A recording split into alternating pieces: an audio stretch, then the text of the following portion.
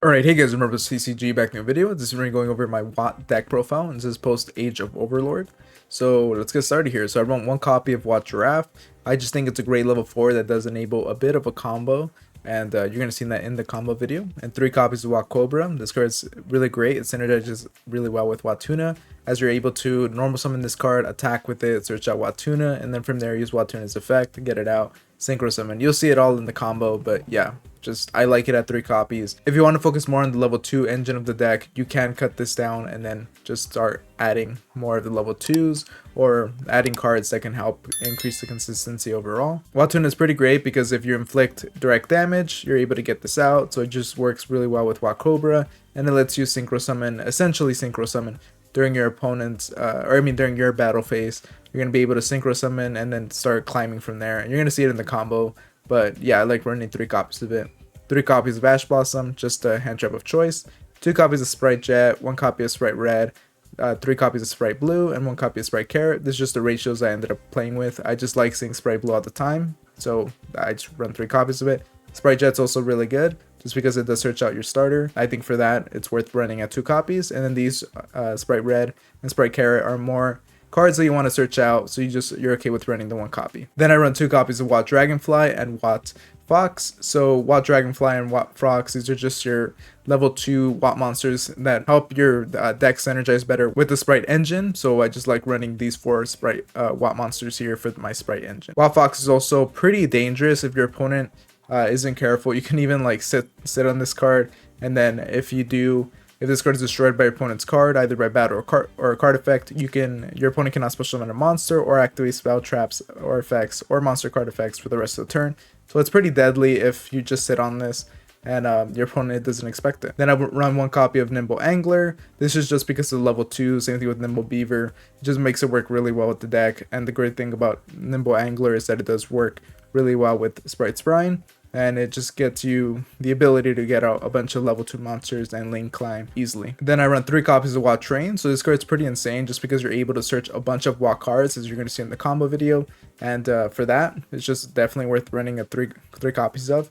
And then during your main phase, except the turn this card was sent to the grave, you can banish this card from the grave, special summon as many Watt monsters as possible with different names from your hand. So that's also a nice bonus in case you have a bunch of Watts during the next turn. You can use this, get a bunch of them out, synchro summon, or whatever you choose to do. Pot of Prosperity, just in case you want to search for specific cards, and there's a lot of cards in the extra deck that you can kind of like pick out that you don't necessarily need in that specific duel. And then 2 copies of Spright Starter, just because it's Spright Starter, you can use this to easily get out your blue or get out your jet. You just have to be careful with this because it is going to lock you into only having your level / rank / link to monsters for the rest of the turn.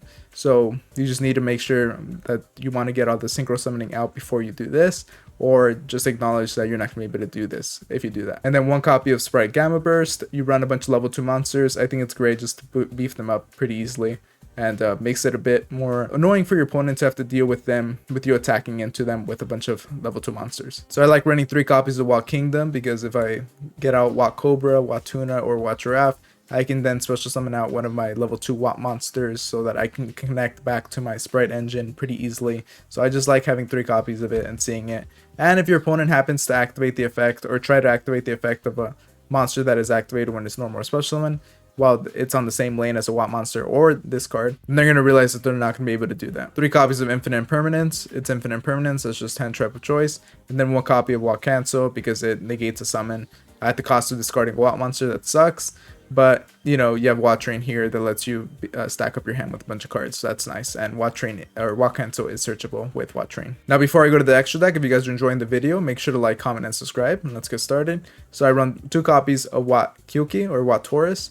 So this card's pretty great because it is a Watt monster that's able to attack directly. And when it does, you're able to shuffle both 1 Watt Tuner from your grave and 1 face-up non-tuner thunder monster you control into the deck, and to summon out a Watt Synchro monster from your extra deck. So you're going to see in the combo videos, we're going to be doing that a lot, to use Watt Taurus here to get Watt Chimera. But you could also get Watt Hydra here, which doesn't really do much for the deck. You can cut it out if you find something that works better for the deck, but this could work even better if you do run like a Thunder Dragon version of the build, of this build, but it's just very difficult to make Watt work with Thunder Dragon, as there isn't a crazy boss monster right now with Thunder Dragon besides Colossus, but obviously we don't have access to that. 2 copies of Watt Chimera, because this card, when you attack with it, your opponent has to place a random card from their hand onto the top of their deck. So essentially just cutting a card from their hand. 2 copies of Gigantic Spright. It's just Gigantic Spright. You know, you're able to special summon a level 2 monster. It is going to lock you out, which sucks, but that's why you just have to be careful with it. Make sure you get all your synchro summoning out before you start doing all the level 2 rank 2 things that lock you out of your synchro monsters. Djinn Buster is just a good monster. It's a level 2 or rank 2 monster. Requires 2 level 2 dark monsters, which we have here in the form of Spright Blue and Spright Jet.